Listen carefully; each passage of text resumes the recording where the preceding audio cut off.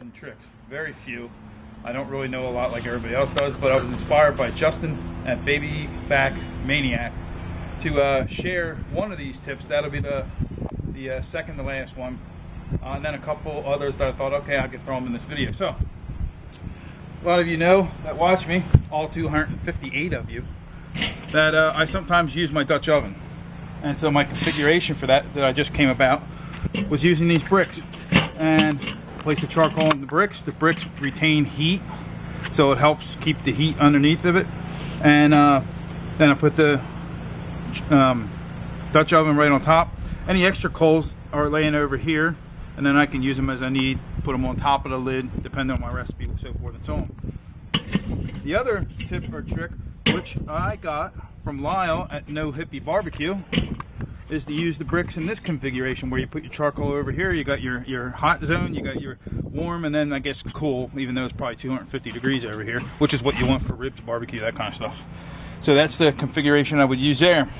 Now, notwithstanding that, I'm going to take these bricks out so we can get maximum sunlight in here. Justin was doing a video about a huge grill. I forget what I know it's a Weber. It's a Weber. 30, I think he said 36-inch grill. I mean, it's huge, and he did one hot dog on the video. Great video, by the way, Justin. He was wondering, because some of these grills you can't see when the lid's on, of course, where your dampers are, where your vents are.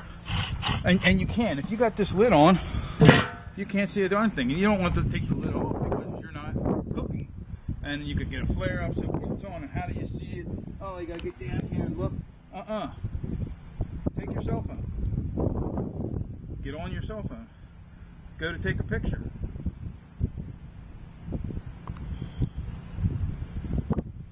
And you don't even have to take the picture. Put it in selfie mode, which I have it in right now. And then you can go on down here, cameraman. You can come down here underneath, and you can see how your vents are, how open they are. Are you catching that? I am. Okay, and then I can go back to this one, and I can see that one. Now, be fearful, because I'm not telling you to destroy your cell phone. This is my cell phone. This is what I do. If you decide to do this, that is on you. Where the heck is the other one? Maybe that's, no, it's over here. There it is. So now I can see that one. And I know where it is. Pretty good trick. So I got to set up for the next one. We'll be right back in just a moment. All right, folks. Now you took my tip the last time with the selfie picture, and you're able to see underneath your vents. You can also tip your grill over upside down. No, I'm just joking. So this used to happen to me all the time. Anybody that got a Weber 22, the legs come out, and you're running around the yard on the wheels, and the leg comes out, or you go to pick it up and the leg comes out. What a pain in the butt. So what did I do? I used a punch and made a dent on all 3 legs. Drilled a hole to fit the size cotter pin that I have. And then what I do, I did the cotter pin. Whoops, come on now. Let's try from this side.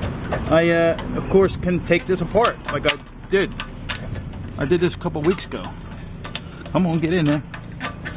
Oh, it's a little harder than I thought it would be. There we go. That should do it. There we go. And we'll insert them all the way around. A pair of pliers is probably a tool that you might want to use for this. We've got to make sure we get those together. And it should work now. Come on. A little bit of a pain in the butt, but I don't do this often. I haven't taken it apart since I've done this. But I thought, as an inspiration from Justin at BBQ Maniac, that it might be useful for somebody out there. All you need is a drill bit, a hand drill, and maybe a punch, and 3 cotter pins. And you, of course, find cotter pins at Home Depot. And then I take these, and this is where pliers might be better. Kind of hurt my hands a little bit. But, and you just bend them around so that they don't come out. like so. And now I can lift it up by the legs. No problems whatsoever. So there's a couple tips and tricks that I use in doing my stuff, my barbecue and any of my grilling. There's probably some other things I could look around and show you different things that I've done, but this is kind of the basic one. So thanks a lot for watching. We'll see if I make another video soon or if I wait a couple more months. Bye. Peace.